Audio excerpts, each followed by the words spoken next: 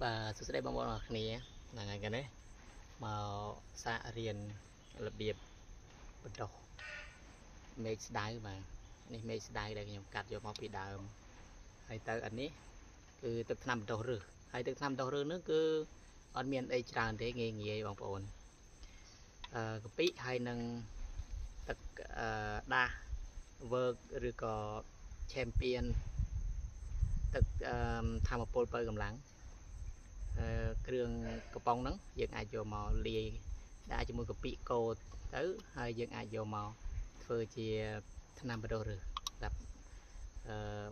តមេឈើឬក៏ផ្សំមេឈើបាននេះថ្ងៃខ្ញុំសាកបានផលហើយដូចជាដើមក្រូចហើយនឹងដើមព្រីងដើមពិលទឹកណែខ្ញុំសាកបន្តសាកផ្សំ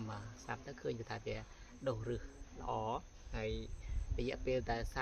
30ថ្ងៃទៅ45ថ្ងៃគឺយើងអាចឃើញលទ្ធផលហើយអូខេហើយចាំមើលខ្ញុំធ្វើទាំងអស់គ្នា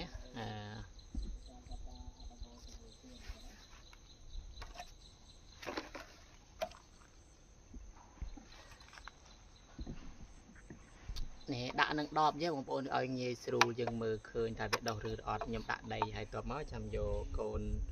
មេស្ដៅហ្នឹងយើងដាក់ដោតហើយទៅចាំយើងបិទហ្នឹងហើយបិទហើយបិទស្គល់ដូចចិត្តណាដើម្បីឲ្យកុំឲ្យខ្យល់វាចូលកាលណាខ្យល់ចូលគឺវាអាចនឹងអត់ដុះឬទេហ្នឹងហើយទុកនៅកន្លែងដែលមកលុបហ្នឹងហើយអញ្ចឹងទៅយើងសរសេរថ្ងៃទីដូចអានេះខ្ញុំធ្វើមួយហើយនេះអានេះខ្ញុំដាក់នឹង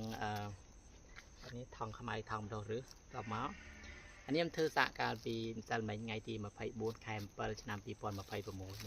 ឃើញអានេះធ្វើអញ្ចឹងក៏បានប៉ុន្តែវាយើងពិបាកមើលក្នុងការវាដុះឬអត់បើសិនជាយើងដាក់ក្នុងថង់សឬក៏ដបសបែបនេះយើងងាយស្រួលក្នុងការមើលឃើញវា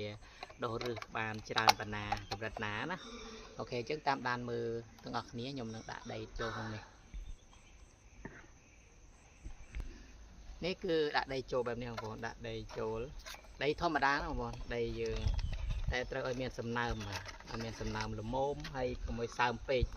កាលណាតែសើមពេកគឺដីហ្នឹងវាហើយយើងផ្សំទៅវាអត់ដុះទេវាអត់មានសំណើមគ្រប់គ្រាន់ណាវាអាចដុះទេហើយសើមពេកក៏អត់ដុះដែរអាចនឹងស្អុយអាចនឹងដុះផ្សិតអីចឹងទៅវាក៏អត់អាចដុះបានហើយយើងសង្កត់ឲ្យវារាងណែនបន្តិចមកហ្នឹងហើយប៉ុន្តែដល់ពេលយើងមើលទៅឃើញបើវាដុះរឹសមកយើងនឹងឃើញរឹសវាចាក់មកខាងក្រៅចេញមកក្រៅនៅពេលវាដុះរឹសច្រើន